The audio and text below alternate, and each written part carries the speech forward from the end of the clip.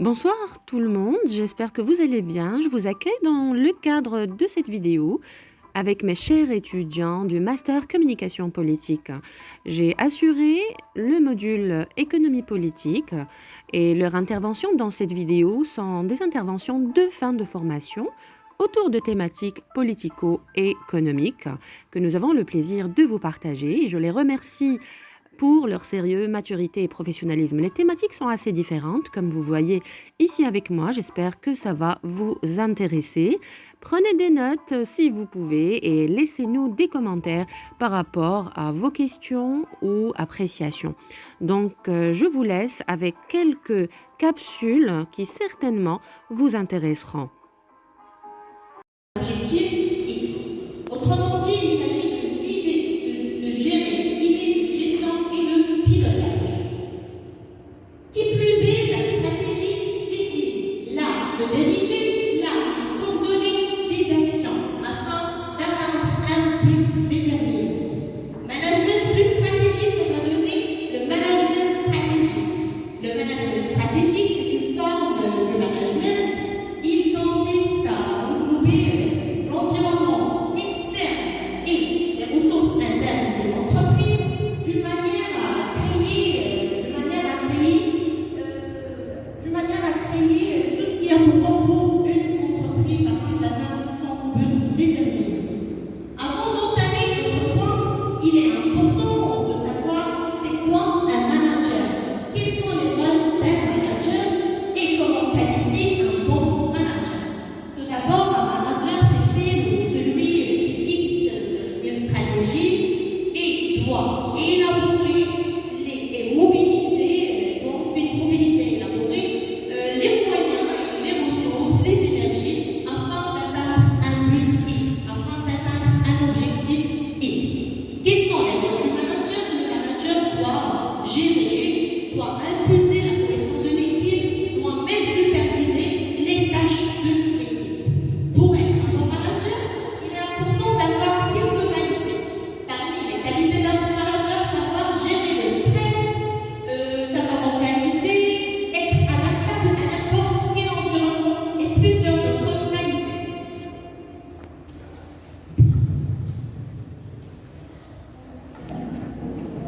Pour avoir une idée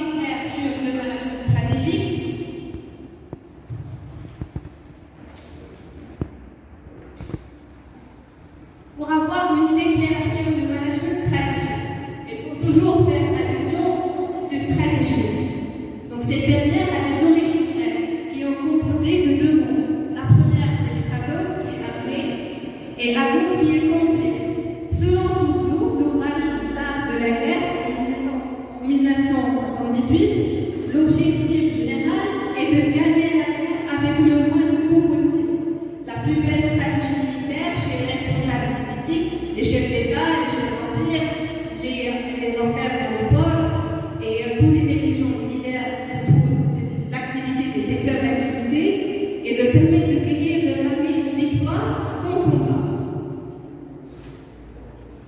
En appliquant le concept ancien de stratégie en grec ancien, il faut faire une application dans le monde plus ou moins managérial. Le fait d'élaborer une stratégie pour prendre une décision importante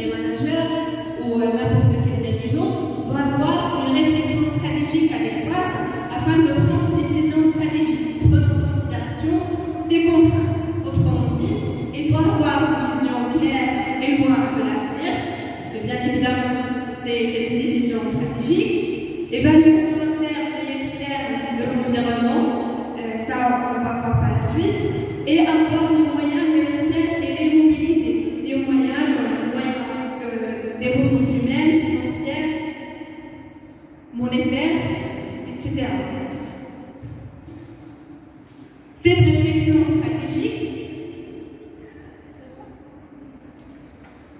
doit avoir une réflexion stratégique chez les managers. Il doit prendre en considération aux trois questions fondamentales. La première, c'est où nous voulons aller. Vous avez où nous voulons aller. Avant de se lancer dans cette stratégie, d'abord, il faut avoir une vision claire de l'avenir dans une entreprise ou n'importe quelle organisation. La deuxième question, c'est pour redéfinir ma vision, c'est-à-dire pour corriger ma vision stratégique après avoir évalué mes environnements internes et externes et mes capacités. Donc, ils me permettent de faire et du coup, je vérifie que c'est dans l'extérieur. La troisième, c'est le fait de prévoir des alternatives, de mettre en place les moyens nécessaires afin de prendre une décision stratégique au sein d'une organisation.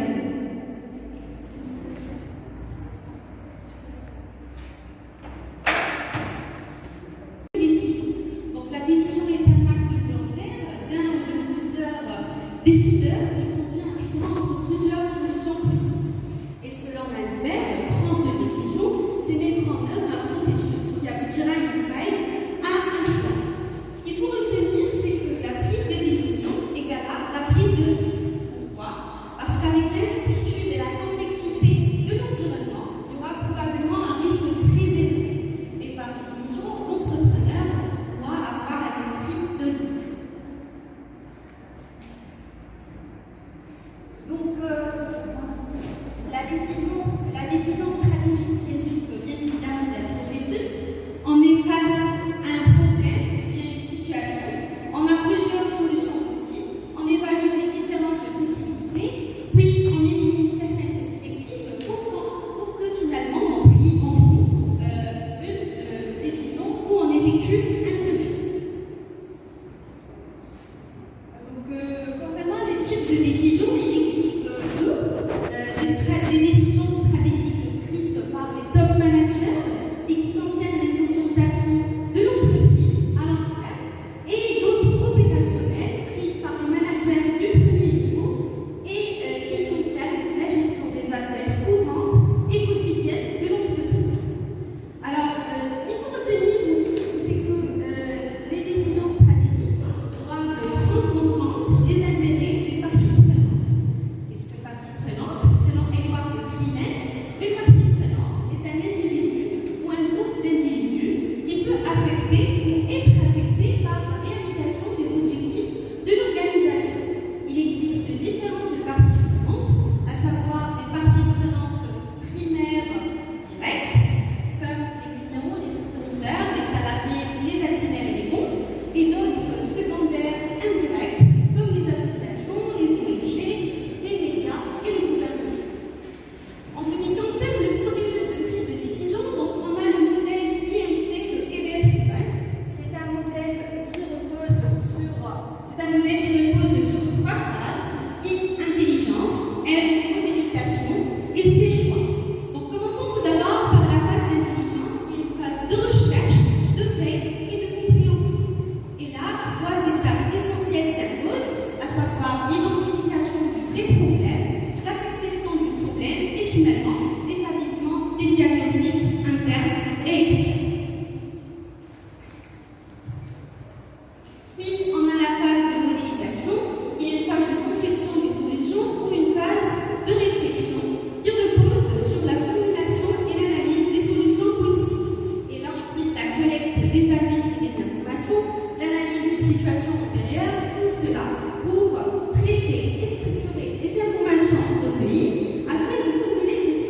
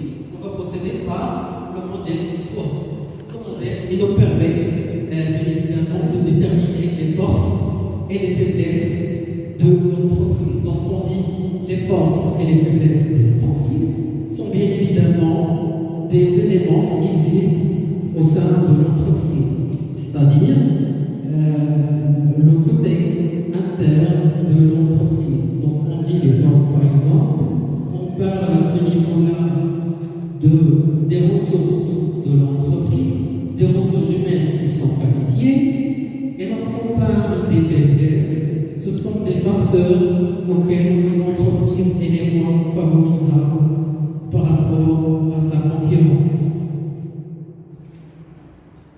L'analyse externe de l'entreprise permet de déterminer les opportunités auxquelles l'entreprise doit saisir et les menaces qu'il doit éviter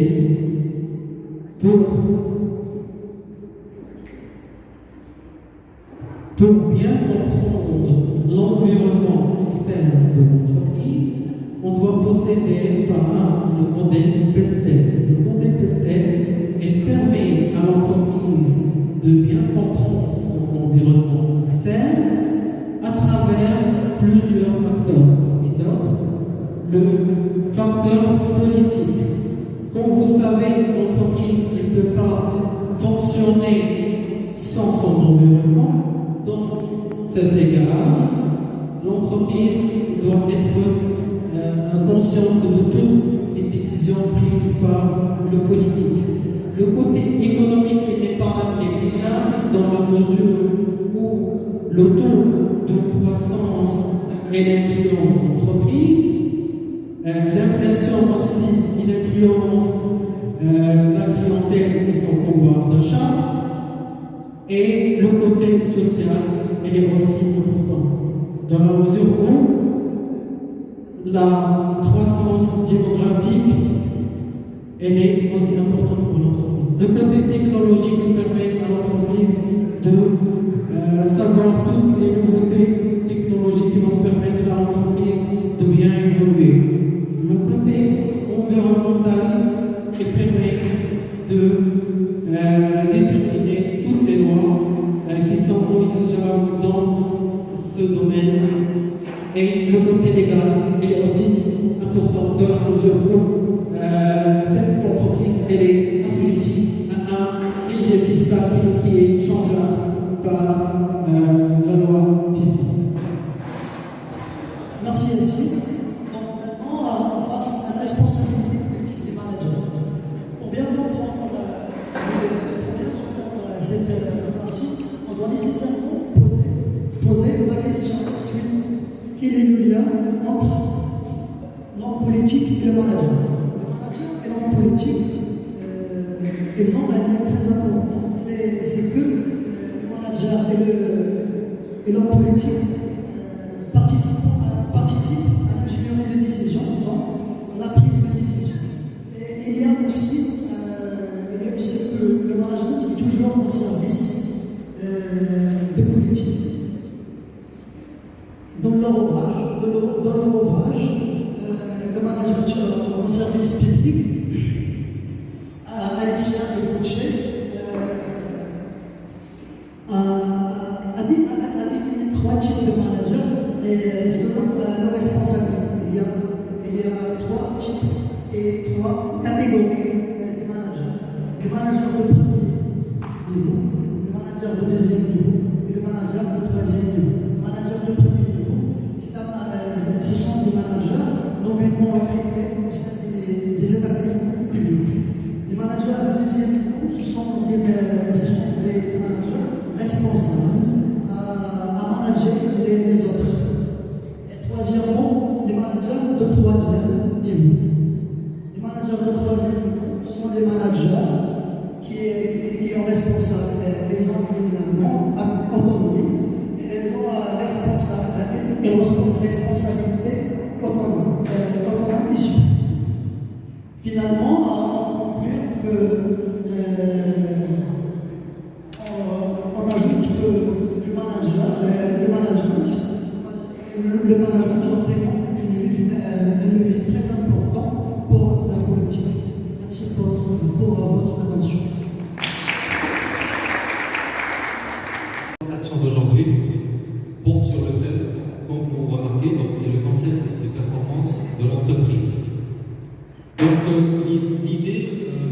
Tout d'abord, donc, je vais parler un peu d'idée, donc comment on a eu l'idée de travailler sur ce thème-là. Donc, après avoir consulté l'ouvrage de Madame Deligny, donc nous avons décidé de travailler sur le premier chapitre. D'accord. Donc le premier chapitre qui traite le concept de performance de l'entreprise. D'accord. Donc, tout d'abord, je vais vous montrer d'abord l'ouvrage sur lequel on a travaillé. Vous le connaissez déjà.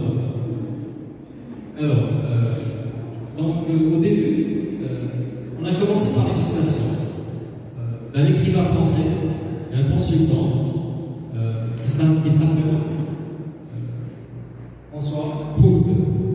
D'accord. Donc, la citation dit que sans solidarité, performance n'est durable et honorable. Donc François Proust cite que non sans solidarité, je reviens un petit peu. D'accord, sans solidarité, performance n'est durable et honorable. Alors là, on peut remarquer qu'il y a que la solidarité collective, la solidarité collective est plus importante que la solidarité individuelle. Parce que comment on gagne en équipe, on perd en équipe. D'accord. Donc on n'est plus performant en équipe.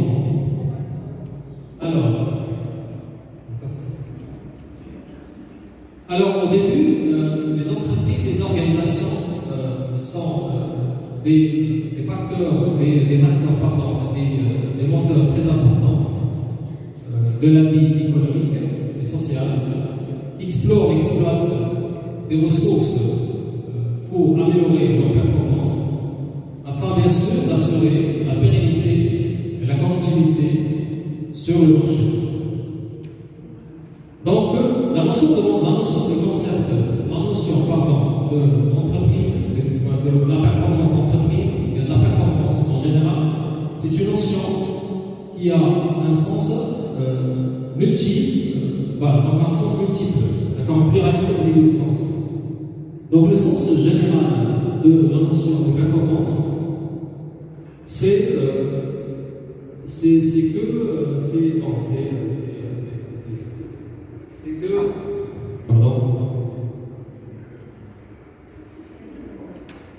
pour améliorer leur performance en phase émotionnelle sur le marché. Donc la notion de performance est au cœur de toutes les démarches, de l'évaluation des entreprises. Donc c'est quelque chose qui est très important pour l'évaluation des entreprises. Donc la performance est un résultat en général, la signification c'est que la performance en général c'est un résultat chiffré obtenu dans le cadre des compétitions. Donc la signification que je vous ai citée tout à l'heure, c'est une signification au sens global du terme. D'accord. Alors nous avons notre signification de concept de performance. C'est au niveau de l'entreprise. La performance exprime le degré d'accomplissement des objectifs poursuivis. Dans le dictionnaire des langues françaises, c'est un extrait de livre de Madame Deligny. Donc la performance est définie comme quoi? C'est un résultat officiel enregistrant, c'est un constat officiel enregistrant un résultat accompli à un instant T. Toujours en référence à un contexte, parce qu'on ne peut pas parler de la signification des concepts de performance sans évoquer le contexte dans lequel il a été employé. D'accord. Donc, toujours en référence à un contexte, un résultat, un objectif, quel que soit ce domaine. Alors, ce que je viens de vous citer tout à l'heure, ce sont des significations de la notion de la performance de façon générale, donc théoriquement parlant. Donc dans la pratique, on constate que la notion de la performance, c'est une notion qui est multidimensionnelle, qui est vague, qui est floue, qui n'a pas de substance, qui peut avoir plusieurs significations, qui on peut dire qui est polysémique. D'accord. Donc, à travers notre présentation d'aujourd'hui, nous allons essayer de vous éclaircir de façon de plus en plus simple c'est quoi la notion de la performance de l'entreprise à travers le plan suivant. Alors tout d'abord, on va vous présenter le concept de performance qui vous sera présenté par M. Lessa. D'accord? Donc il va nous éclaircir cette pluralité au niveau de la terminologie du concept de performance. Dans la deuxième partie, nous aurons avec nous Madame Latefa Hadou, qui va nous expliquer donc, la notion de la performance d'entreprise et comment, il va essayer de répondre à la question comment l'entreprise peut réaliser cette performance, comment l'entreprise peut être performante. D'accord? Dans la troisième partie, qui sera prise en charge par ces staff, d'accord? Donc là, il va nous parler d'un autre concept qui est très important, qui est le concept de performance des équipes, force et faiblesse, bien sûr avec les typologies. D'accord? Donc, et en dernier lieu, on aura avec nous M. Issa qui va nous présenter, pardon, M. Abdullah, qui va nous présenter les facteurs et les critères de la performance des équipes. Donc je vous laisse avec M. Issa. Merci. Lors d'une démarche d'évaluation des entreprises, bien des organisations, la notion de performance elle est définie comme un constat officiel enregistrant un résultat accompli à un instant T, toujours en référence à un contexte, à un objectif, à un résultat accompli. Et ce qui est plus soir. En premier lieu, il sera utile de comprendre comment la performance peut-il être un concept multidimensionnel et comment peut-on la définir et surtout la mesurer. Le concept de performance attire l'attention de plusieurs chercheurs qui sont conscients de la difficulté d'uniformiser une seule et unique définition.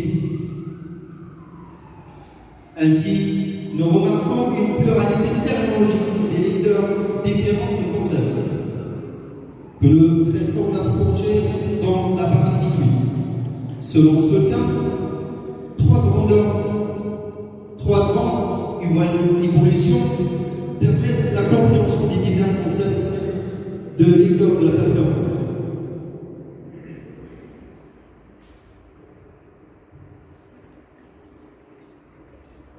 Le premier, c'est le passage d'une performance financière à une performance qui est organisationnelle. Ce cas affirme que la performance est un concept unidimensionnel mesuré par le profit en relation du poids des propriétaires dans le processus des décisions. Il rajoute que dans cette optique, la mesure de la performance vise essentiellement la création de la valeur pour les actionnaires. Mais plusieurs interventions ont critiqué cette approche, notamment le plan en 1995.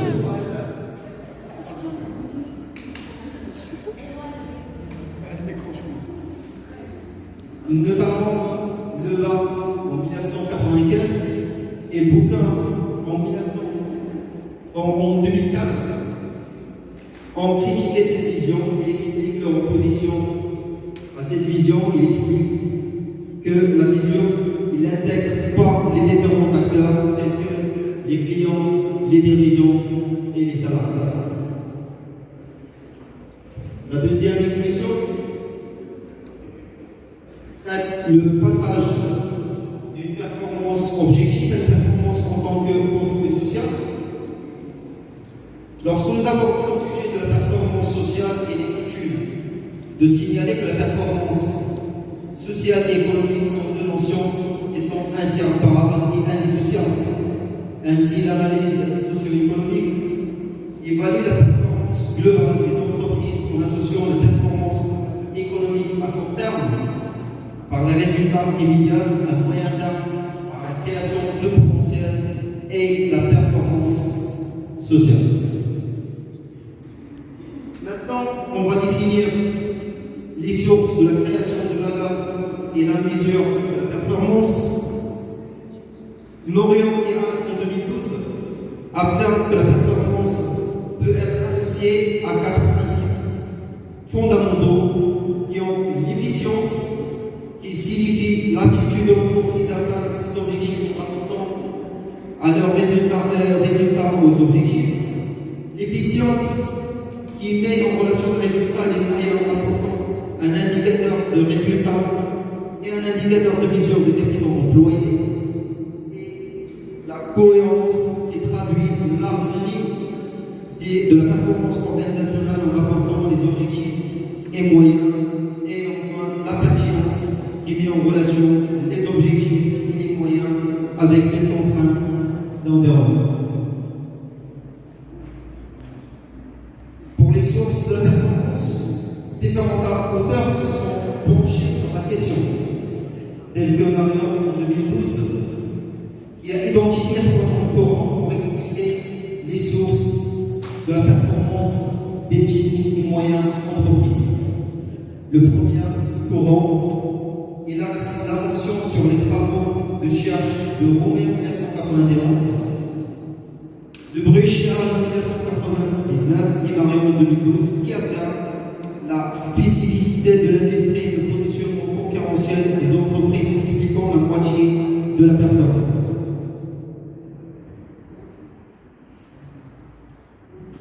Le deuxième concept, basé sur les travaux de Marion en 1991, se focalise sur l'aptitude de l'entreprise à mobiliser les ressources pour transformer à son avantage les conditions de son environnement. Et le dernier courant se focalise sur le rôle joué par les capacités organisationnelles de ce que Marion en 2012, l'évolution de la performance repose sur l'appréciation de la qualité des ressources. Et maintenant, on va voir la performance de l'entreprise avec Madame. Merci beaucoup, Alexandre. Mesdames et messieurs, bonjour. Bonjour, chère madame. Dans la deuxième partie, on va s'intéresser particulièrement à la recherche de performance de l'entreprise. Dans cette partie, on va voir 2 points. Donc, le premier point, ça va être sur les préoccupations des intervenants dans la sphère de l'entreprise. Et le deuxième point, ça va intéresser le lien intime entre la performance de l'entreprise et les ressources humaines. Alors, si on veut tenir une simple définition de la performance, c'est tout simplement l'atteinte des objectifs. Autrement dit, la capacité de l'entreprise à atteindre ses objectifs. D'après ce qui a été fait par M. Essan, si on veut faire un accord, en principe, on peut définir la performance de l'entreprise à des indicateurs multicritères, multifacteurs et non pas une seule mesure unique. Alors, la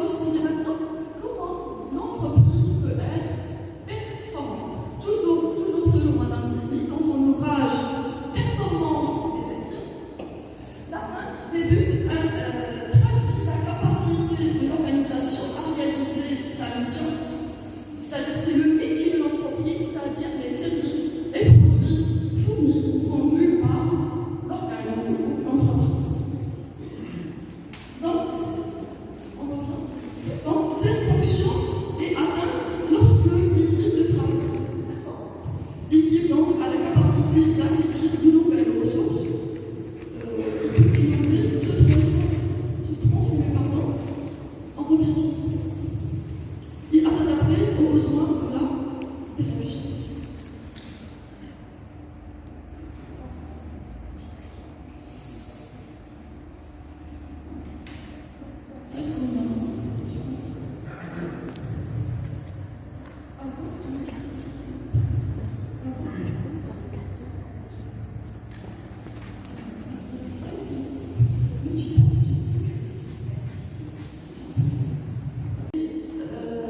La notion de performance. Il faut savoir que l'entreprise est un système. Donc c'est un système qui évolue dans un environnement qui est marqué par plusieurs enjeux. Donc les enjeux politiques, économiques, sociologiques, écologiques, et ainsi de suite. D'accord. Donc, dans l'entreprise, on trouve plusieurs processus. Donc les processus de direction, les processus de réalisation et les processus de support.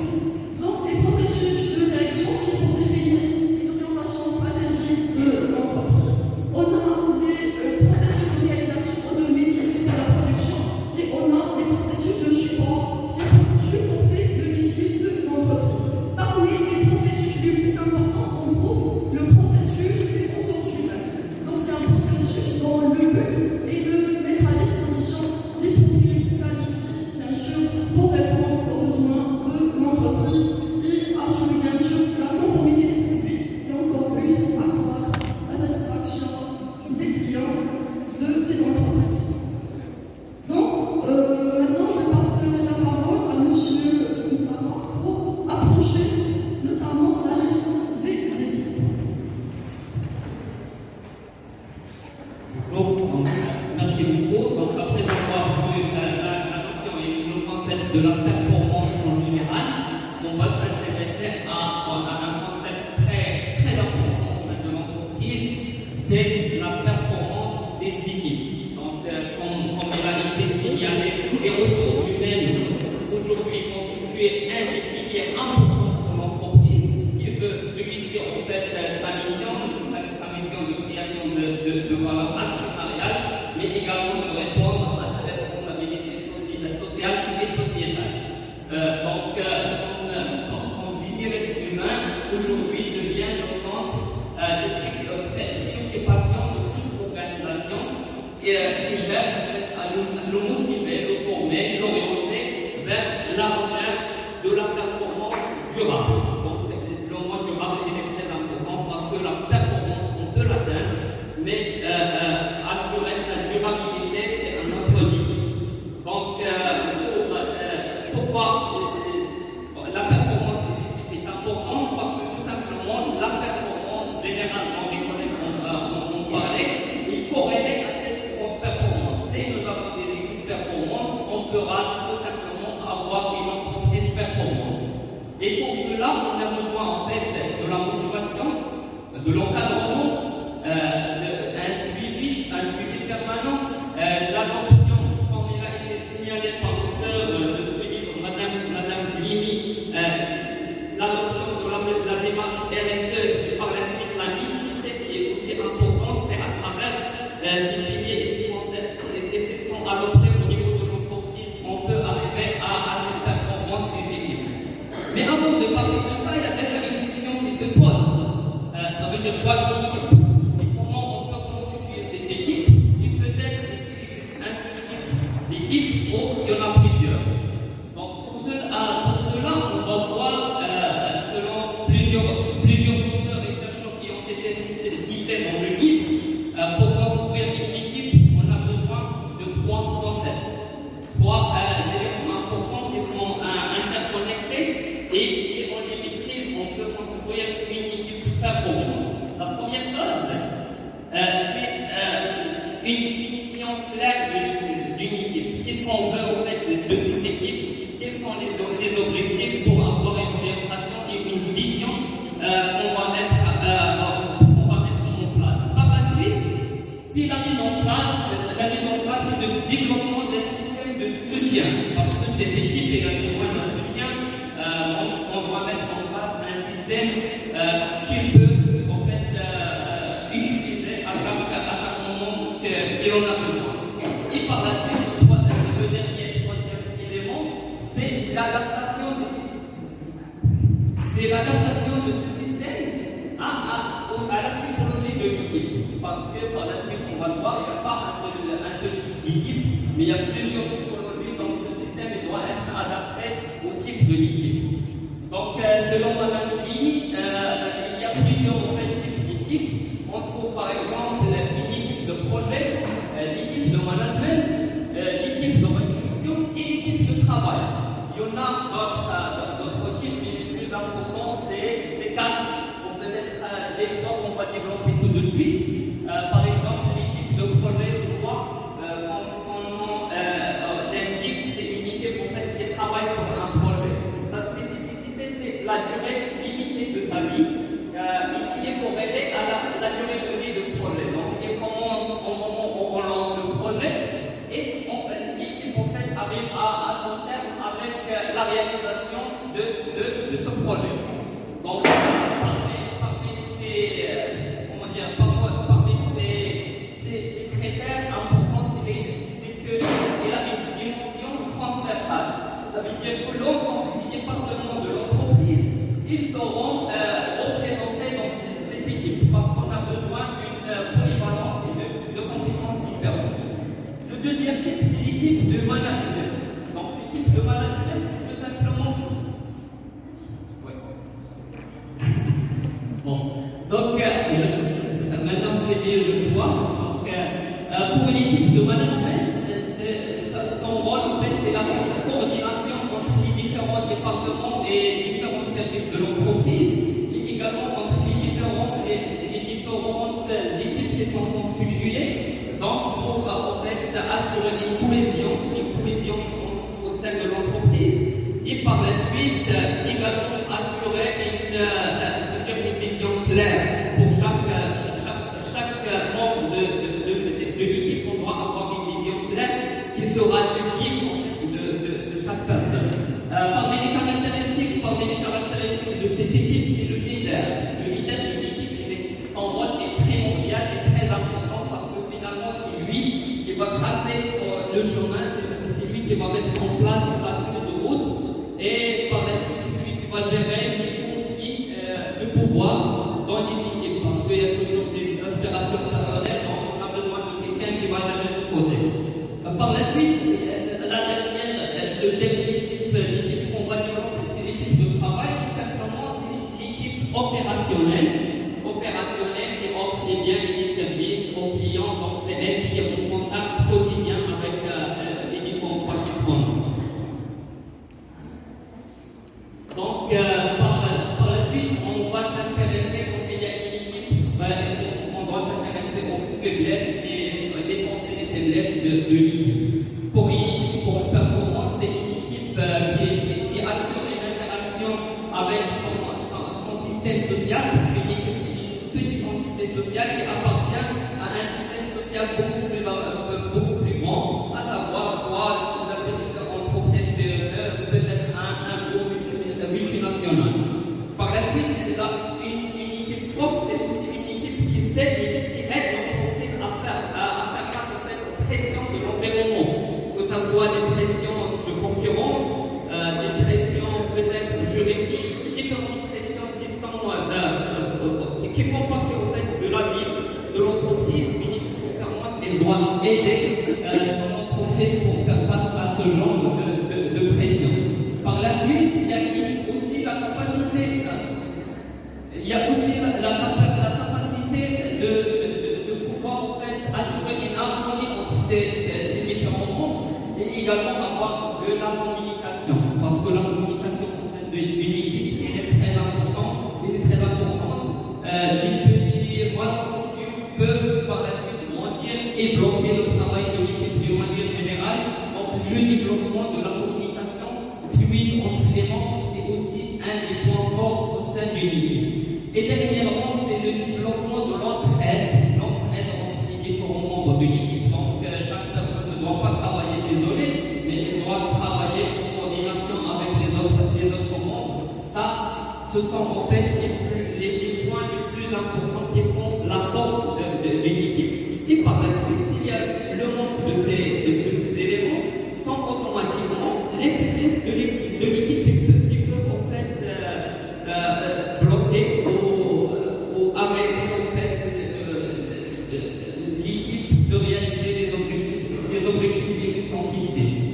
On constitue une équipe, on a un type bien clair. Nous savons quelles sont les forces et les faiblesses de l'équipe. On doit assurer le suivi. On doit avoir des facteurs de performance. On doit savoir en fait comment cette équipe arrive à réaliser à chaque étape les objectifs qui lui sont en fait désignés. Donc on doit avoir des facteurs de performance bien clairs. Et pour cela, notre camarade Saïda, il va développer son côté d'une manière plus détaillée, plus profonde. Merci.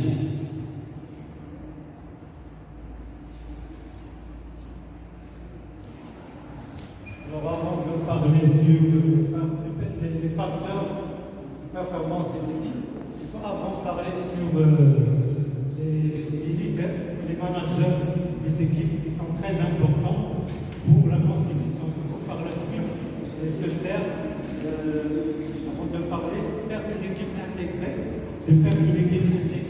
pour éviter les conflits entre les individus dans le futur. Alors, pour les caractéristiques du groupe, il y a trois facteurs qui sont très importants. Premièrement, il y a la flexibilité, c'est la planification des ressources sur l'équilibre privé de la vie professionnelle. Par exemple, l'accomplissement des horaires du lieu de travail des salariés. Deuxièmement, il y a la réactivité, c'est la capacité de s'adapter à une situation, un problème donné, par exemple, être actif ou dynamique pour la résolution des problèmes et le traitement des urgences. Troisièmement, il y a une troisième caractéristique, la créativité. C'est un moteur essentiel de développement de l'entreprise. Elle est à la source de toute innovation et de toute démarche d'amélioration. Il est composé d'un groupe d'individus aux problèmes variés, ce qui permet de créer de nouvelles procédures ou produits.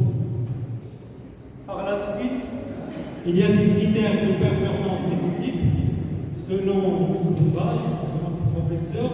Il y a des critères qui sont quantitatifs et qualitatifs. Quantitatifs concernent les chiffres, les indices, les pourcentages. Et les qualitatifs, c'est le climat social et l'implication des salariés dans l'entreprise, ainsi que le produit, sa qualité de son positionnement sur le marché et l'image de l'entreprise en autorité. Alors, il se compose de trois critères. Premièrement, c'est la pertinence.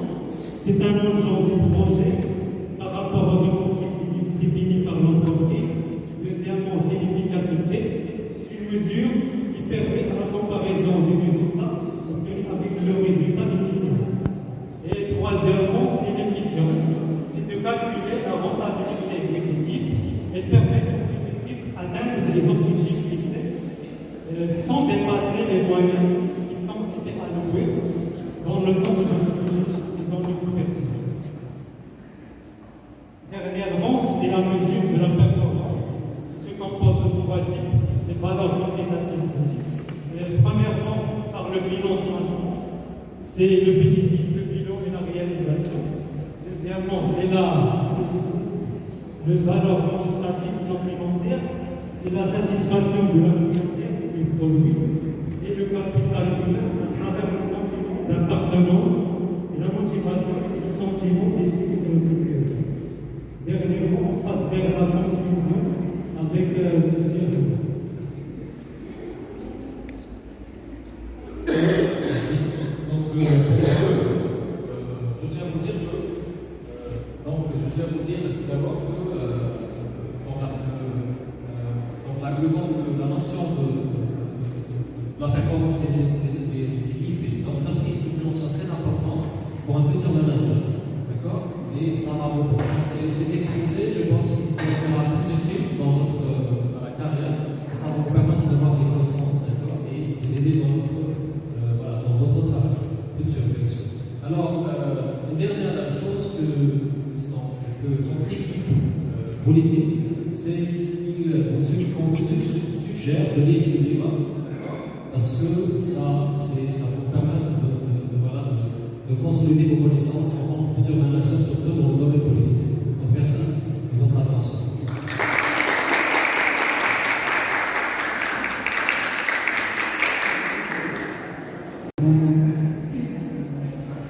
Alors, je suis très heureux de vous présenter l'exposé qui porte sur la politique budgétaire du Maroc. Alors, c'est un sujet que nous l'avons choisi avec intérêt parce que c'est un sujet qui a une importance. D'abord parce que les finances publiques, comme vous le savez, elles ont un impact social, économique et aussi un impact financier très colossal. Et aussi, cet intérêt se manifeste également par le fait que sur l'élaboration de la loi de finances annuelle, c'est une occasion d'élaborer, de discuter et bien sûr d'équilibrer et contrôler par la suite. Et deuxièmement, c'est un sujet très important parce que vis-à-vis de la conjoncture économique et sociale, donc normalement on doit mener une politique qui permet bien sûr d'ajuster et bien sûr aller vers la croissance économique soutenable. Le dernier point, qui bien sûr qui donne l'importance à ce sujet, c'est le fait que les finances publiques en général restent le moyen principal pour mise en œuvre d'une politique économique du pays. Donc pour faire simple, il n'y a pas de politique publique sans des finances publiques. Bien évidemment, sans politique budgétaire. Donc c'est la raison pour laquelle on doit maîtriser les notions qui sont en relation avec ce sujet. Donc, nous avons bien sûr proposé de travailler sur le plan suivant. Bien sûr, le sujet est très vaste, mais nous avons décidé vraiment de se concentrer sur l'essentiel. Premièrement, on va, bien sûr, la première partie sera traitée par M. Yessi, qui porte principalement sur la définition de la politique budgétaire, et qui se rend, bien sûr, et ensuite, l'essence, c'est les objectifs.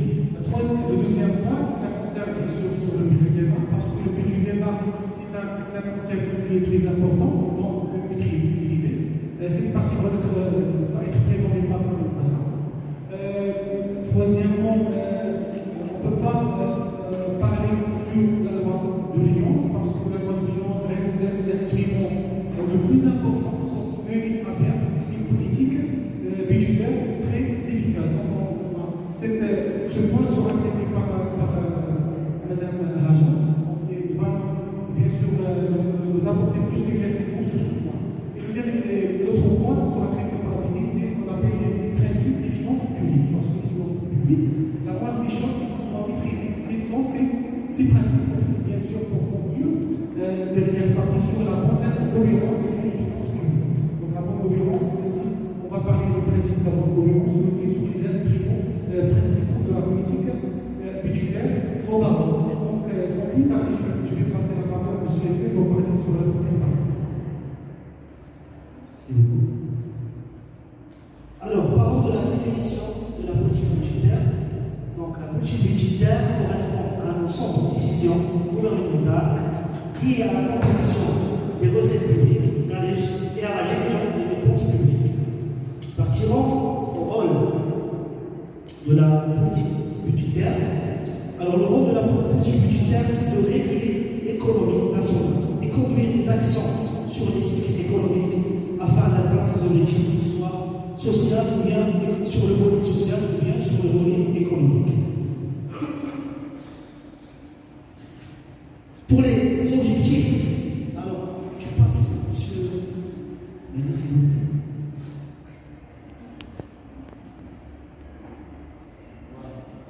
Et après, on va parler des objectifs. Voilà. Pour les objectifs c'est l'étape la plus importante. Alors, pour les objectifs de la politique budgétaire au Maroc et à l'échelle internationale, bien sûr. Alors, on peut citer équilibrer les comptes d'État, réguler l'économie, influer sur les conjonctures économiques, et on peut parler ici d'une théorie très connue. C'est le carré magique de Caldor, comme exemple. C'est une théorie qui représente la santé économique d'un pays. Il présente les 4 grands objectifs de la politique budgétaire économique. C'est la croissance, le plein emploi des facteurs de production, l'équilibre extérieur de la balance commerciale, la stabilité des prix. Et on peut déduire que la fonction primordiale des politiques budgétaires économiques, c'est de contrôler l'activité économique au pays afin d'établir des règles pour garantir un certain équilibre budgétaire et pour éviter ou bien réduire les risques et les crises économiques telles que l'inflation, la croissance et le chômage. Et maintenant, je cède la parole à Madame Fatih.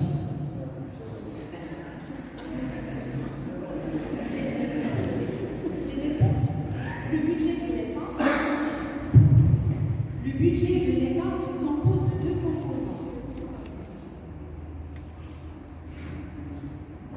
Le budget de l'État se compose de 2 composants, les recettes et les dépenses. Les recettes, c'est les moyens de financement de l'État.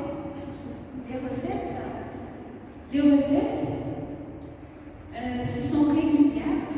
On trouve les recettes fiscales, c'est-à-dire l'IS, l'impôt sur les sociétés, l'IR, l'impôt sur le revenu qui est payé par les ménages et les sociétés de personnes, la TVA qui est payée par les consommateurs finaux. Il y a aussi les recettes non fiscales. On trouve aussi dans les recettes fiscales les droits de douane et les taxes. Aussi, il y a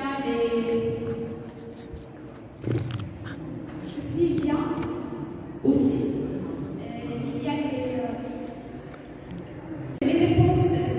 Le budget de l'État se compose de 2 composants, les recettes et les dépenses. Les recettes, ce sont les moyens de financement de l'État. Il y a les recettes ordinaires. Dans les recettes ordinaires, on trouve les recettes fiscales, qui est l'IS, l'impôt sur les sociétés, il y a l'impôt sur le revenu et la TVA, qui est payée par les consommateurs finaux. Il y a aussi les recettes non fiscales, par exemple les produits de monopole, qui sont c'est les bénéfices des sociétés qui appartiennent à l'État. Il y a aussi les recettes de privatisation qui sont, par exemple, lorsque l'État vend ses biens. Au cas où les recettes ordinaires ne sont pas suffisantes, l'État fait appel à l'emprunt. Concernant les dépenses, il y a 3 types de dépenses. Les dépenses ordinaires. Dans les dépenses ordinaires, on trouve les dépenses de fonctionnement, c'est tout ce qui est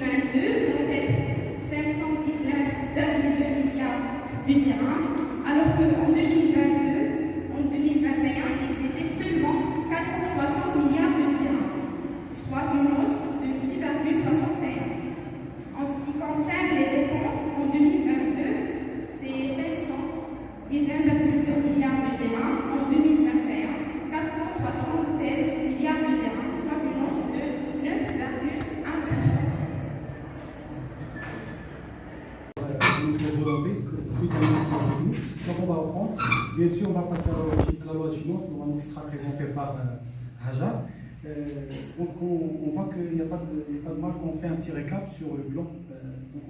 Notre sujet porte sur la politique budgétaire du Maroc. Donc le plan du travail, normalement, il est divisé en 7 points clés, parce que malgré que le champ est trop vaste du sujet, et on a essayé de se concentrer vraiment sur l'essentiel, parce que à la fin de la séance, vous avez les outils, les principaux outils pour mieux comprendre ce que signifie la politique budgétaire au Maroc. Donc la première partie, c'est une initialisation du concept, la définition de la politique budgétaire, leur rôle et les objectifs. La deuxième partie pour le budget de l'État, elle a été déjà présentée par Fatima Hadouche. Donc on est là pour, on s'est arrêté sur la loi de finances. Donc Haja se présente. Merci beaucoup. Bonjour, donc comme les collègues ont déjà parlé de budget de l'État, donc je parle à vous. Donc pour le budget de l'État, comment ça se construit ce budget? Comment on peut avoir ce budget? D'ailleurs, il se vote par le Parlement à travers la loi de finances. Donc là, c'est la loi de finances dont je vous ai parlé, dont je peux vous parler. Alors, d'ailleurs, la loi de finances, c'est l'élaboration du projet de la loi de finances de l'année et un monopole gouvernemental. Le projet de la loi de finances est élaboré par le ministre chargé des Finances sous l'autorité du chef du gouvernement. Article 46. Donc, la loi de finances, c'est un acte législatif par lequel le gouvernement vote, qui est voté par le gouvernement. Et puis, aussi, c'est un acte, plutôt les dernières étapes, c'est la promulgation et la publication au bulletin officiel pour la mise en vigueur. L'idée pour la loi de finances, donc l'idée pour la loi de finances, là il y a une phase de programmation, une phase de consultation, la phase d'élaboration et d'arbitrage et la phase d'adoption. Donc il y a quelques différences parce que la loi de finances est une loi qui est en perpétuel changement. Donc il s'élabore à chaque année. Donc on a un gouvernement qui a un plan d'action, donc il doit avoir un budget. C'est le budget d'État qui doit être voté par le Parlement par la suite. Donc, en fait, ce n'est pas une loi qui est stable, c'est une loi qui est en perpétuel changement, donc il se change de façon annuelle. Voilà. Donc, voilà, en gros, c'est ça. Il y a aussi lorsqu'on parle du gouvernement, donc chaque gouvernement a une vision, a un plan d'action qui nécessite un budget déterminé. Donc, c'est ce budget qu'on vote à travers la loi de finances. Voilà, en gros, c'est ça. C'est l'idée générale. Bon, je passe la parole à...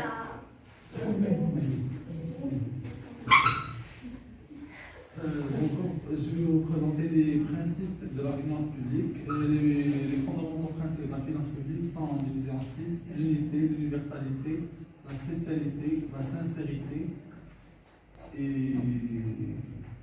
l'annualité. L'annualité vise à obliger le gouvernement à se présenter devant le Parlement de façon périodique afin de les autoriser à accorder le budget. La levée des fonds publics et rendre compte de l'usage de ces fonds, où seront-ils dépensés et où seront-ils investis dans les finances. L'année budgétaire commence le 1er janvier. L'année budgétaire commence le 1er janvier et se termine le 31 décembre.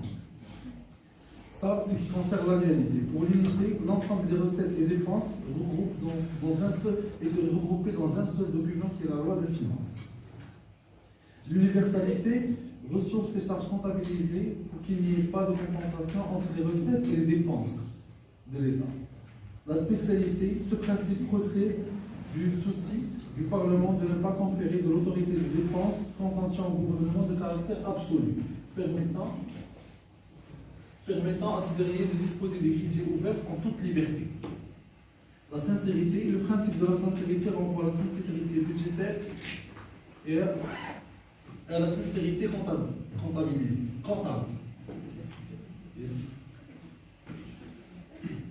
Alors, donc je passe à la dernière partie, le dernier point qui sera consacré à la bonne gouvernance des finances publiques. Déjà la question pourquoi on a ajouté ce point de la bonne gouvernance sur un tel sujet, c'est tout simplement parce que ce qu'on constate sur les différences publiques, les différences politiques publiques, c'est que on manque toujours cette approche de bonne gouvernance, parce que la finalité, c'est d'adopter une politique budgétaire efficace, dotée d'une bonne gestion et effectivement d'une bonne gouvernance. Alors, que signifie la bonne gouvernance dans les finances publiques? Qui surveille la gouvernance et comment on peut l'améliorer? Donc, la gouvernance, on peut la définir comme suivant. Donc, la gouvernance est le processus par lequel le pouvoir public gère les affaires et les ressources publiques. Alors, quand on dit les ressources publiques, ce sont les ressources fiscales, comme on a dit dans le logique de Zara, c'est des ressources ordinaires, des ressources fiscales et des ressources exceptionnelles. Donc, on va les gérer d'une manière très efficace. Il y a un rôle très important que doit jouer la Cour des comptes, parce que c'est une institution qui, normalement, qui doit surveiller l'argent public. C'est-à-dire, il doit bien sûr, à travers des rapports qui seront publiés d'une période à l'autre, et qui doit attester que l'argent public est en bonne marge. Comment on peut, bien sûr, mettre en pratique cette bonne gouvernance? Bien sûr, assurer la soutenabilité budgétaire, donc aussi ajuster les dépenses publiques aux priorités. Donc c'est une dépense trop réfléchie, ce qu'on appelle la dépense intelligente des dépenses, pour qu'on puisse atteindre les objectifs fixés par l'État. Et dernièrement, améliorer la productivité dans le secteur public. Alors quand on parle du secteur public, il y a les administrations publiques et les entreprises publiques. Ces deux types ils ont un seul but, c'est d'offrir des services gratuits qui seront répartis d'une manière très équitable sur l'ensemble des citoyens. Bien sûr, les objectifs de la bonne gouvernance, toujours on va les reprendre, c'est la stabilité budgétaire et pérennisation financière. Alors ce que je peux ajouter sur ce point, c'est que il faut que les finances publiques en général doivent doter d'une stratégie. Donc, les stratégies, on ne peut pas se limiter à une loi de finances qu'on doit modifier chaque année, mais il faut quand même faire ce qu'on appelle une certaine harmonie sur l'ensemble des décisions qui ont été prises par le gouvernement. Bien sûr, le deuxième point, c'est l'allocation efficiente des ressources et aussi efficiente et efficacité opérationnelle. Donc voilà, ce sont les grandes lignes de ce qu'on appelle la bonne gouvernance. Un dernier point que je trouve très intéressant, c'est ce qu'on appelle les instruments budgétaires. Donc, comme vous savez, il y a 12 instruments budgétaires qui ont des politiques, bien sûr, publiques. Donc, soit il y a deux types, il y a la politique de relance économique, donc comme son nom l'indique, c'est une politique de relance et de croissance. Normalement, l'État doit procéder à cette politique pour, faire une certaine croissance à travers des moyens, principalement c'est d'augmenter les dépenses publiques et en même temps réduire les recettes, en général les recettes fiscales et les recettes exceptionnelles. Bien sûr, ça va encourager, bien sûr, quand on baisse l'impôt, ça va alléger ou bien, bien sûr, ça va augmenter le revenu des autres agents que l'État. Donc, ce qui va bien sûr encourager les entreprises à produire plus. Et quand on produit plus, on va embaucher beaucoup de personnes, donc le facteur humain est financé. Et par la suite, nous avons un résultat qui est social, c'est-à-dire qu'on va absorber le chômage dans notre pays. Donc ça, c'est la première politique. Donc la deuxième politique, c'est une politique de rigueur. Pourquoi c'est une politique de rigueur quand on a une hausse de prix et que l'État veut, essayer de stabiliser l'économie parce que et aussi pour améliorer la situation de la balance commerciale. Alors, cette politique de rigueur, c'est à l'inverse de la première politique. Donc, la première, c'est une politique qui permet bien sûr de diminuer les dépenses publiques. Il n'y a pas de dépenses d'investissement, il n'y a pas d'infrastructure, il n'y a pas de subvention d'entreprise, il n'y a pas de salons, il n'y a pas de recrutement, etc. En plus, en parallèle, il y a ce qu'on appelle la diminution des recettes fiscales, c'est-à-dire augmenter les recettes fiscales. C'est-à-dire qu'il a un impact pour, réduire la demande intérieure, ce qui va aboutir à une diminution du pouvoir d'achat. Donc il n'y a pas de pression sur les produits, donc les prix vont reculer un petit peu et qu'il y a un autre impact sur ce qu'on appelle la balance commerciale. Quand on n'a pas une demande forte en interne, ça va alléger la balance commerciale. Donc voilà, ce sont deux instruments majeurs ce qu'il faut retenir, c'est que ce sont deux politiques différentes et que chaque État doit choisir celle qui lui apparaît très efficace. Voilà, c'est la politique de relance, je l'ai déjà parlé, c'est un ensemble de mesures de politique économique visant à stimuler l'économie et s'effectue par des dépenses et de réduire les impôts. Donc la deuxième politique, c'est la politique de rigueur. La politique de rigueur, je vais juste faire la conclusion, elle mène à une maîtrise de l'inflation et de la balance commerciale. Donc voilà, c'est ce qu'on essaie vraiment de faire comme intervention. Donc il reste une conclusion qui sera effectuée par le gouvernement. Donc il est généralement admis que la loi de finances, plutôt la politique budgétaire, reste un instrument approprié de l'action de l'État. Et ça, c'est pour réduire les injustices sociales, les inégalités sociales, la pauvreté, le chômage de masse, faire face au monopole et tout ça. Donc, chaque gouvernement a sa vision, chaque gouvernement a sa politique budgétaire, mais ça reste à éteindre l'objectif et les attentes par cette politique. Donc, il faut aussi mettre en exergue que dernièrement, on a subi une crise et certains analystes, ils ont même dit que le Maroc traverse une crise socio-économique. Donc là, ce qui nous a rassuré un peu, c'est que en fait, les discours de Sa Majesté le Roi, qui a parlé en fait je dirais qu'il a redressé la situation, il a relevé il a amplifié qui portent en fait les discours de Sa Majesté portent sur une nouvelle dynamique de changement, mise en avance d'un nouveau modèle de développement, changer la relance économique carrément et appuyer les entreprises, par exemple. En fait, ça reste des exemples, plutôt appuyer les entreprises en crise, en difficulté, la régularisation des salariés à la CNSS, ce qu'on a remarqué dernièrement. Ce sont des plans d'action qui ont été pris en compte, qui ont été ajustés sur le plan réel. Donc ça, on l'a vu. Après, pour parler, je veux juste parler d'un point qui est très important. Dans une période de crise, chaque acteur est appelé à jouer un rôle plus important, guider le pays tout en allant au-devant de la crise et proposer des solutions au chômage, de masse et tout ce qu'on a déjà abordé. Donc chacun doit anticiper le changement. Tous les acteurs sont amenés à faire des plans d'action, à réagir. Et ça, je finis par dire, il faut agir et non pas subir. Voilà. Chers camarades, aujourd'hui nous allons vous présenter un sujet qui va vous intéresser. Donc le sujet de notre exposé est le chômage. Donc nous allons étudier le chômage, ses définitions, ses formes, et puis par la suite nous allons voir les théories du chômage et les causes d'une manière plus simplifiée. Et enfin, on va voir l'impact de la pandémie sur l'emploi et on va voir aussi des solutions pour lutter contre le chômage. Donc, la société actuelle est soumise à des transformations profondes qui en touchent le fondement et le fonctionnement. Et parmi ces transformations, c'est l'évolution de la structure de chômage et d'emploi. Et sans aucun doute, c'est le problème le plus préoccupant de la société. Donc, qu'est-ce qu'un chômeur et qu'est-ce que le chômage? Donc, dans un premier temps, la population active, on va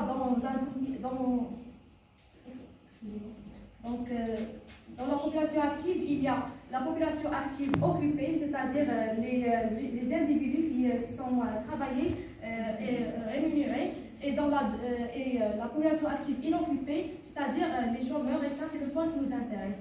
Donc, selon le Bureau international du travail, le chômage, c'est l'interruption de l'activité volontaire ou involontaire, salariale ou indépendante, et c'est une période d'inactivité forcée et qui caractérise une personne capable et désireuse de travailler, mais qui ne parvient pas au marché du travail. Et selon le Bureau international du travail, le chômage, c'est le fait d'être sans emploi et dynamique pour travailler, mais et en recherche affective. Et parmi les mesures de chômage, pour calculer le taux de chômage, donc on fait le rapport entre la population active et l'ensemble formant de la population active. Donc le taux de chômage égale le nombre de chômeurs sur la population active croissant. Et parmi les catégories qui concernent le chômage, donc, il y a le chômage par secteur. Donc, le secteur de l'industrie est le secteur le plus touché par le chômage, plus que les autres secteurs. Et on va voir ça avec Sheima dans les causes du chômage. Et aussi, on a du chômage, en l'occurrence avec les localisations géographiques. Donc, il y a certaines régions qui sont plus touchées par le chômage que les autres. Et il y a des facteurs socio-professionnels, c'est-à-dire qu'il y a les employés et les ouvriers sont plus touchés au chômage par rapport aux les cadres qui sont moins atteints, à condition de recycler régulièrement. Et dernièrement, on a des raisons qui sont liées avec le sexe, c'est-à-dire que les femmes sont plus touchées par rapport aux hommes, ils sont du chômage. Et voilà, passons maintenant aux formes du chômage avec Omeya Slimane. Bonjour tout le monde, vous m'entendez bien? Oui. D'accord. Maintenant, on va voir les formes du chômage. Donc, il y a beaucoup de différents types de chômage qui existent dans cette économie. Donc, il y a quatre types de chômage. Il y a quatre types de chômage les plus courants et sans conflit. Le chômage structurel, le chômage frictionnel, le chômage conjoncturel et le chômage saisonnier. Donc, pour le chômage structurel se produit lorsque les emplois disponibles ne correspondent pas avec les compétences de travailleurs. Ça veut dire qu'il y a un décalage il n'y a pas une adéquation entre le profil du poste et le profil du candidat. Il est difficile de prendre du temps pour travailleurs d'apprendre une nouvelle compétence pour obtenir du travail. Ça veut dire que c'est difficile de faire des formations à des nouveaux employés ou bien c'est difficile pour recruter quelqu'un qui n'est pas compétent. Et il y a aussi le chômage frictionnel. Le chômage frictionnel se produit quand il y a des transactions entre les emplois, les gens entre sortir à la main-d'œuvre et de la constante création de structurée d'emplois. Il y a aussi le chômage conjonctuel. Le chômage conjonctuel se produit lorsque le cycle de commerce affecté est diminué en période d'expansion et augmente pendant la récession. L'entreprise ne veut pas dépenser du salaire ou bien ses salaires pour les employés, pour les employeurs, lorsque moins les gens achètent leurs produits. Ça veut dire que l'entreprise ne veut pas trop dépenser, sinon on va faire faillite. Il y a aussi on va voir les catégories qui ne reflètent pas ses besoins réels en matière de formation et financière. Autrement dit, leur travail n'utilise pas toutes leurs compétences et leur éducation. On ne fournit pas un travail à temps plein. Et ce n'est pas la même chose que le chômage. De plus, ce sont les personnes qui font partie de la population active ou du bassin, de personnes qui sont disponibles pour travailler, qui n'ont pas un emploi approprié et qui fait référence aux personnes qui ne sont pas actuellement pas employées du tout. Maintenant, on voit les trois catégories de sous-emploi. Il y a des travailleurs qualifiés occupant les emplois à faible revenu, ça veut dire des gens qui n'ont pas un salaire bon. Il y a aussi les travailleurs à temps partiel, parfaitement travaillés à temps plein. Il y a aussi des travailleurs qualifiés dans des emplois qui n'utilisent pas pleinement leurs compétences. Les types de sous-emploi. Il y en a deux types de sous-emploi. Il y a le sous-emploi visible et le sous-emploi invisible. Le sous-emploi visible comprend les employés qui travaillent moins d'heures que ce qui est considéré comme normal dans leur domaine ou industrie. Elles possèdent les compétences nécessaires pour occuper un poste à temps plein, mais sont incapables de trouver un emploi régulier et travailler généralement à temps partiel pour joindre les deux bouts. Il y a le sous-emploi invisible. Le sous-emploi invisible fait référence aux personnes qui travaillent dans des emplois qui n'utilisent pas leurs compétences, comme un analyste financier, travaille comme un serveur dans un restaurant. Ce type de sous-emploi est très difficile à mesurer et nécessite des recherches et des enquêtes approfondies. Maintenant, je vous laisse avec...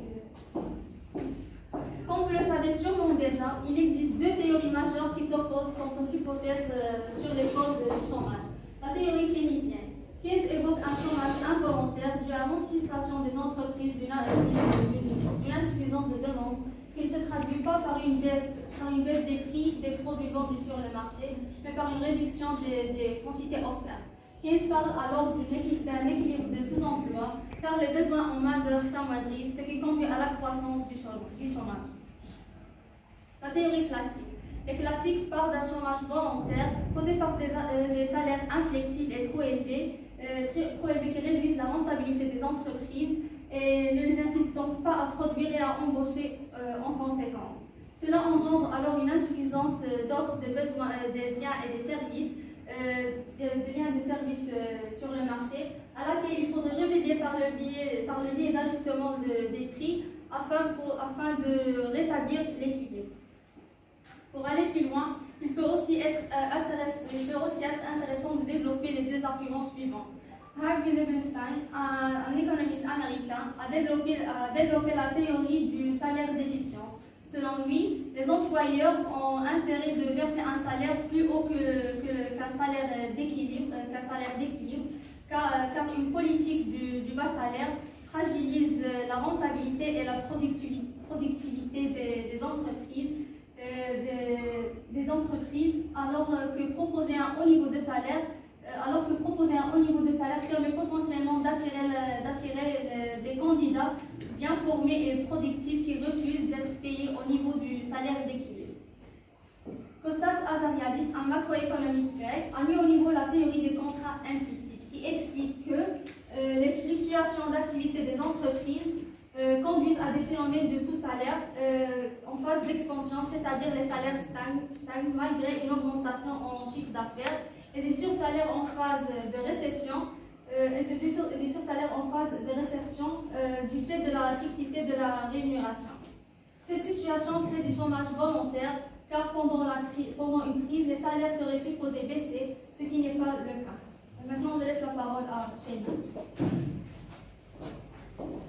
L'ensemble des théories précédentes explique un chômage qui est lié au mauvais fonctionnement du marché.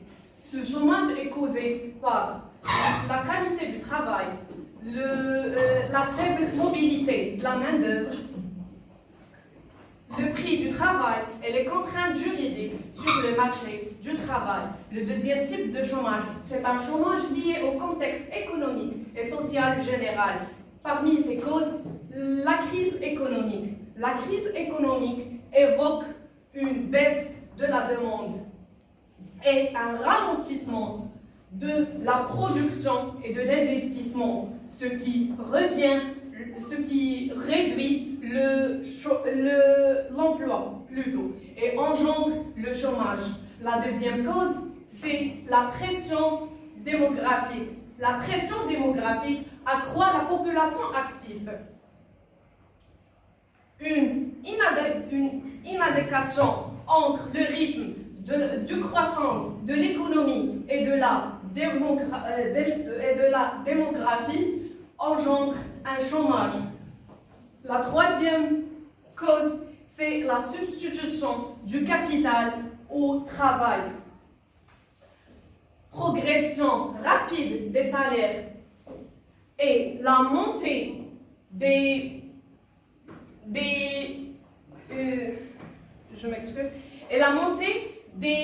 coûts des charges sociales ont amené les firmes à substituer le capital au travail. Ceci a engendré le chômage. Pour parler très précisément du chômage, le chômage, c'est un problème économique et social qui touche toutes les catégories de la population. mais pas avec la même manière. Parmi ses caractéristiques, il touche les femmes plus que les hommes, il touche les diplômés plus que les non-diplômés et il touche les moins âgés plus que les âgés. Le graphique suivant montre l'évolution du taux de chômage selon le Haut Commissariat au plan entre l'année 2020 et l'année 2021 pour certaines catégories de la population. Comme vous voyez, le taux de chômage chez les femmes a augmenté de 16,20% à 16,80%. Par contre, l'augmentation du taux de chômage chez les hommes a touché 10,90%. La même chose pour la population active qui ont un diplôme. Le taux de chômage a augmenté de 18,50% à 19,60%. Par contre, on trouve que chez la population qui n'ont aucun diplôme, le taux de chômage a diminué durant ces deux années, en passant de 5,60% à 4,60%. Ceci nous pousse à trouver des solutions pour régler ce problème économique et social. Donc, je laisse la parole à Madame Sihem Medidi pour nous proposer des solutions pour lutter contre ce phénomène. Merci. Et pour lutter contre le chômage, l'État peut agir en menant des politiques de l'emploi. D'abord, les économistes libéraux considèrent que l'une des causes de chômage est le coût de travail. Il est trop élevé, alors en menant des politiques d'allègement de ce coût. Ce coût qui est très élevé, notamment en réduisant voire supprimant les cotisations sociales, l'État incite les entreprises à augmenter leur demande de travail, celui-ci coûtant moins cher.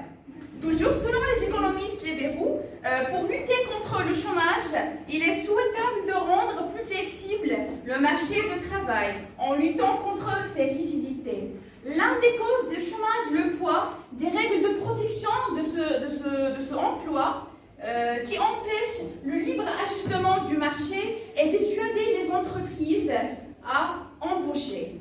Pour les économistes libéraux, par exemple, préconisent par exemple de faciliter le recours de licenciement et de les rendre moins coûteux. Selon Keynes, lorsque l'activité économique ralentit, l'État doit agir plutôt de mener des politiques macroéconomiques pour le soutien de la demande globale, pour enrayer la hausse du chômage. Plus précisément, il doit mener des politiques budgétaires de relance pour augmenter la consommation des ménages ou bien l'investissement des entreprises. Pour cela, il injecte des liquidités afin de relancer la machine économique. Il peut augmenter aussi les prestations sociales, réduire les impôts et aussi les cotisations sociales et aussi investir lui-même dans les infrastructures, etc. Il peut également, afin d'augmenter la consommation des ménages, décider d'augmenter le SMIC par exemple. Enfin, comme nous l'avons dit, le chômage structurel s'explique en partie avec une inadéquation entre l'offre et la demande. C'est pourquoi l'État et les entreprises décident et peuvent également agir en menant des politiques de la formation des salariés dans le cadre de la formation initiale ou bien professionnelle. Maintenant, je donne la parole à Nesrine pour nous parler sur l'impact de la pandémie.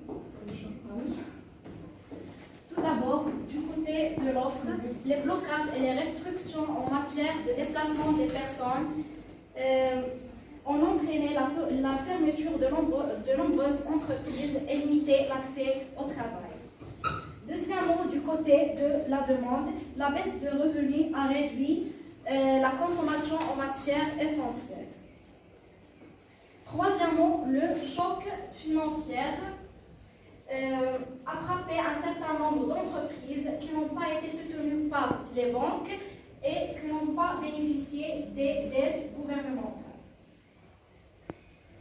Et dernièrement, il y a la mobilité limitée et l'impossibilité de travailler à distance pour les travailleurs un peu qualifiés, effectuant des tâches qui ne peuvent pas être exécutées à distance, associées à une demande de main-d'œuvre en chute libre, se traduit par des pertes d'emploi, des revenus réduits et finalement un niveau de vie très bas. Merci pour votre attention. Commence madame ou non? Chère madame, chers amis, et pour beaucoup d'entre vous, chers camarades, en jour, j'espère que vous allez super bien et en bonne santé et que vous passez une agréable journée. J'espère également que ce mois-ci soit parsemé de joie, de victoire et de réussite. Aujourd'hui, on a l'honneur et le plaisir et de la chance, effectivement, de vous présenter le fruit de notre recherche concernant un sujet extrêmement fort, important dans le monde entier, ce qui se passe actuellement en Ukraine et bien précisément au Maroc avec l'augmentation des prix. On va commencer, bien sûr, on va introduire avec une introduction pertinente. Par la suite, on va définir l'inflation et comment on peut le mesurer. Par la suite, les causes et les conséquences. Et après, les trois principes de l'inflation et la politique au Maroc. Et bien sûr, on va conclure avec une conclusion intéressante. L'inflation est la perte du pouvoir d'achat de la monnaie qui se traduit par une augmentation générale et durable des prix.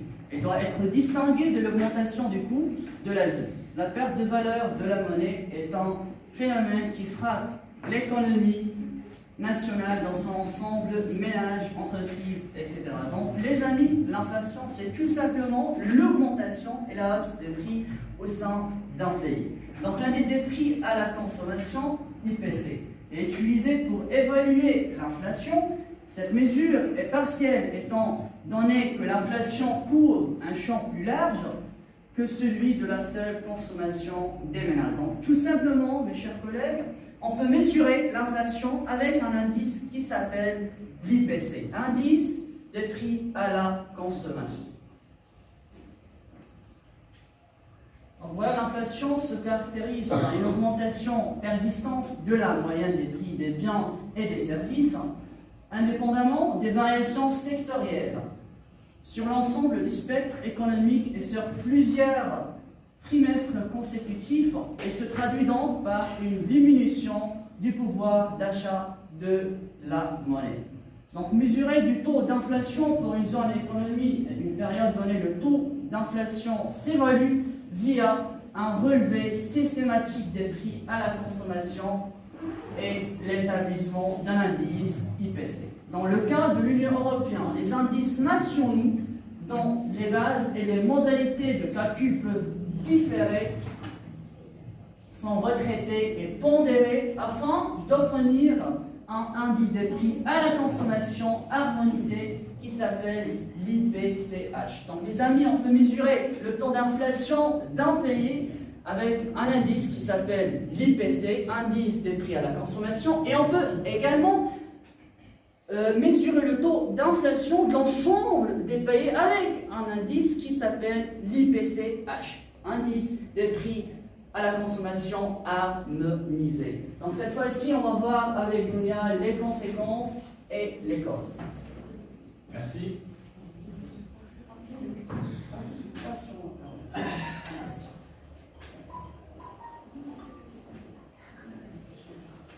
Comme le disait tantôt mon cher camarade Saïd, que l'inflation c'est la hausse ou l'augmentation en quelque sorte des prix des biens et services. Alors, cette augmentation des prix et des biens et services a des causes et des conséquences. Et ces conséquences ont un impact en quelque sorte tant positif que négatif. Alors, parmi les causes de l'inflation, il y a l'augmentation excessive de la masse monétaire. L'augmentation excessive de la masse monétaire implique la hausse ou la grande circulation, en quelque sorte, de l'argent, je parle de la monnaie, dans le système économique. Et c'est ce qui entraîne en réalité la hausse des prix des biens et services. Alors, cet effet peut également être l'inverse. Lorsqu'il y a peu de monnaie qui circule, lorsqu'il y a peu de monnaie qui ne circule pas, disons, assez dans le système économique, ça peut également créer une baisse au fait de, comment dire, une circulation des billets pour une baisse des prix et des biens et services. Et par la suite, on a l'augmentation, on a la demande supérieure à l'offre de biens et services disponibles. Cela implique quoi? On voit à ce niveau qu'il y a plus de demandes que d'offres, c'est-à-dire il y a plus d'acheteurs que de vendeurs. Il va se passer un effet d'augmentation des prix et un effet qu'on appelle inflationniste, c'est-à-dire que lorsqu'il y a plus d'acheteurs que de vendeurs, ça crée aussi en quelque sorte l'inflation. Pour aller vite, on va passer à la hausse des prix des biens, des matières premières d'importation. C'est ce qu'on appelle également l'inflation importée. Alors, dans l'inflation importée, ça peut être la hausse des matières premières des services d'autres pays qui viennent se répercuter à l'interne. C'est également un mécanisme de l'inflation. L'exemple la plus palpable que l'on retrouve souvent, c'est par exemple la hausse du pétrole. En quelque sorte, lorsqu'il y a la hausse du pétrole, tous les produits qui dérivent au fait du pétrole, c'est-à-dire qui sont fabriqués à base du pétrole, augmentent. Par exemple, on verra par exemple le prix ou l'augmentation du carburant. On verra par exemple l'augmentation des plastiques, comment dire, des outils qui sont fabriqués à base du plastique. Donc tout ça, ça entre dans le cadre des causes de l'inflation. Alors, l'inflation agit sur l'ensemble des parties prenantes économiques. Si l'inflation a toujours à long terme des effets négatifs, elle peut également à court terme avoir des effets positifs. En parlant des effets positifs de l'inflation, on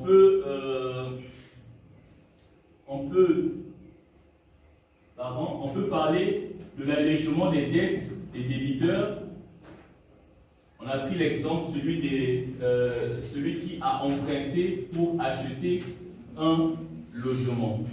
Alors, à ce niveau, comme exemple pour vous faciliter la compréhension, aujourd'hui, si j'achète un appartement à 100 000 dirhams, par exemple, l'année prochaine, dans le remboursement de cet apport, je termine rapidement, de le taux d'inflation, donc l'exemple que je fais, si tu as acheté une maison à 1 million de dirhams, l'année d'après, on aura le prix de la valeur, disons, de la maison va augmenter. Donc la valeur de la maison qui coûte aujourd'hui 1 million de dirhams, peut-être l'année prochaine, avec le coût de l'inflation, ça coûtera 1 200 000. C'est pareil également, par exemple, avec les denrées alimentaires. Le pain qui coûte aujourd'hui 1 dirham 20, peut-être autrefois ne coûtait pas 1 dirham 20, ça coûtait peut-être 1 dirham. Donc c'est tantôt les mécanismes de l'inflation qui fait à ce qu'on puisse se retrouver dans ce genre de situation. Et pour passer aux effets négatifs, dans les effets négatifs, on voit dans les effets négatifs, on peut voir la diminution des ressources des titulaires de revenus. Là, on parlera par exemple de la baisse du niveau d'épargne. C'est un peu ce que j'ai parlé en amont. Ça peut aussi provoquer une crise sociale, parce que cela entraîne la baisse du pouvoir d'achat, du fait que si, par exemple, moi, ma monnaie a de moins en moins de valeur, je pourrais également moins en moins acheter, parce que je n'ai pas le fonds nécessaire pour plus dépenser. Et pour terminer, le slide suivant, on parlera du contrôle de l'inflation. Comment comment on contrôle cette inflation? Ce n'est pas les taux directeurs, une politique fiscale budgétaire visant à un équilibre de l'offre et de la demande. Il y a également la politique de contrôle ou de relâchement au niveau des prix et des salaires. D'ailleurs, le groupe qui est passé avant moi du Premier ministre Rachid, il a notamment parlé de la politique budgétaire. Il a parlé de la politique budgétaire et ça rentre également dans le cadre pour éviter ce genre de cas, en tout cas relatif à l'inflation. Donc une bonne politique budgétaire peut également éviter ce genre de cas. Et il y a également la banque elle-malgré qui est l'organisme qui est là pour régulariser et pour contrôler également la circulation des fonds qui doivent être adaptés par rapport au coût de la vie et les salaires des professionnels, en tout cas les fonctionnaires. Et alors, par la suite, on se retrouve donc dans 3 approches théoriques de l'inflation qui sera développée par ma très chère camarade Dounia. Alors, mes chers collègues, je vous demande quelques instants d'attention, s'il vous plaît. Quelles sont les approches théoriques de l'inflation? Il y a 3 approches théoriques de l'inflation. Premièrement, la théorie classique, l'analyse keynesienne et la doctrine monétariste.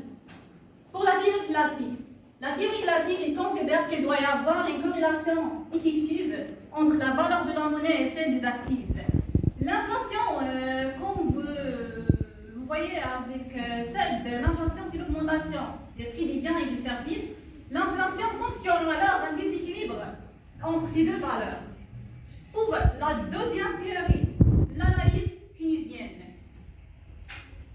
elle prend un interventionnisme monétaire et politique visant à corriger les excès du libéralisme économique via des mesures adaptées, sachant que l'inflation, comme un outil de régulation socio-économique à part entière. Et concernant la doctrine monétariste, c'est-à-dire la 3e théorie, anti-keynésienne, elle préconise un objectif de quasi-stabilité des prix, excluant toute intervention politique sur les monnaies. La gestion de celles-ci s'étant exclusivement confiée à des banques centrales indépendantes, des banques centrales ou bien banques privées, comme vous savez. Je vous laisse avec Madame Jbaz.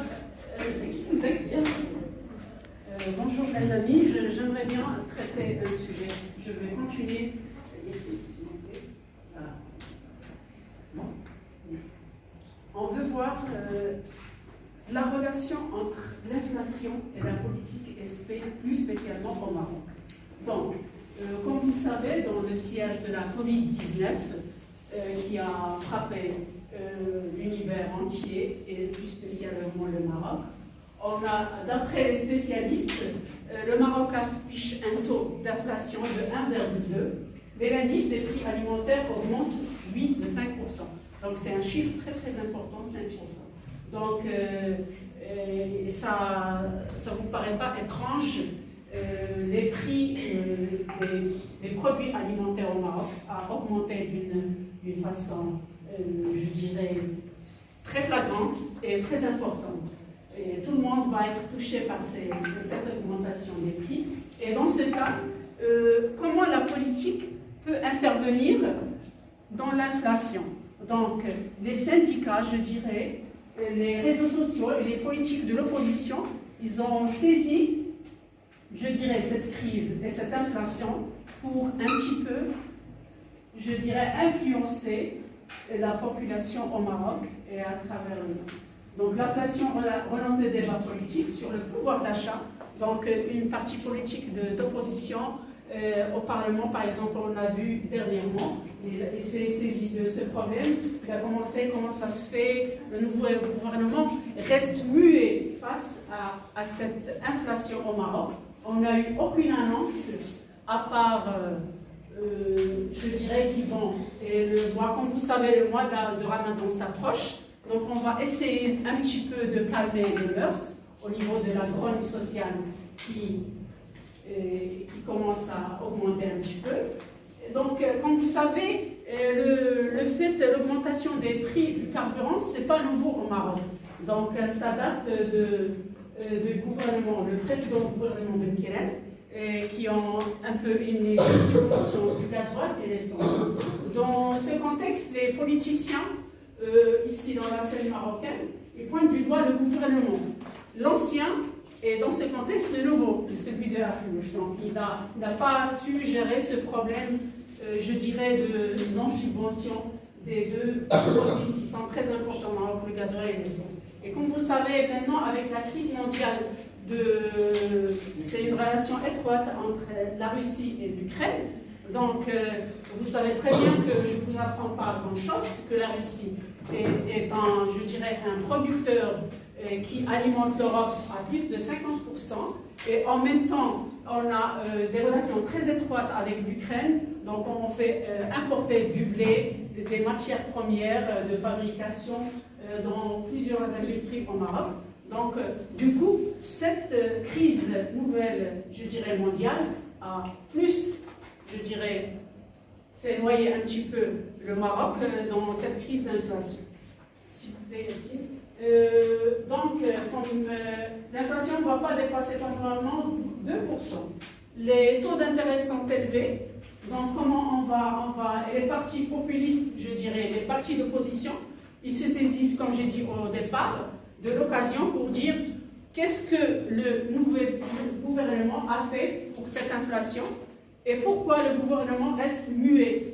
Donc on essaye dès maintenant, parce qu'avec la nouvelle politique, de se saisir de cette crise d'inflation et essayer d'attraper plus d'électeurs par rapport aux prochaines élections et de